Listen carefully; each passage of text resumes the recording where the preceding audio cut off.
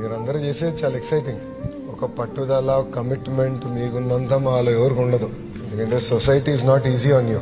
చిన్నప్పుడు ఎగతాళి చేసి ఉంటారు కదా, ఏడిపించి ఉంటారు, అనేక మాటలు అనుకుంటారు. కానీ అవన్నీ మీరు అధిగమించుకుని ఈరోజు మీరు ఈ స్థాయికి వచ్చారంటే మీలో ఉన్న పట్టుదల, కమిట్మెంట్, కసి, ఫైర్ అదే మనందరిలో మార్పు తీసుకొస్తుంది. వాస్తవంగా నేను మిమ్మల్ని అందరూ చూసి నేర్చుకోవాలి. ఎందుకంటే మీకున్నంత కమిట్మెంట్, కసి మాలో ఎవరిలో ఉండదు. సో నాకు మా వాళ్ళు చెప్పినప్పుడు చాలా ఎక్సైట్ అయ్యా, డిపార్ట్మెంట్ చెప్పినప్పుడు చాలా ఎక్సైట్ అయ్యా. ఎందుకంటే మీకు కొన్ని ఆలోచనలు ఉన్నాయి, మిమ్మల్ని సపోర్ట్ చేయాలి, మిమ్మల్ని పుష్ చేయాలి. ప్రభుత్వం పైన ఉన్న బాధ్యత కూడా ఏంటంటే మీలాంటి యంగ్స్టర్స్ని ఐడెంటిఫై చేసి పుష్ చేస్తే సమాజంలో కూడా మార్పు వస్తుంది. గౌరవించాలి అనేది తెలియాలి.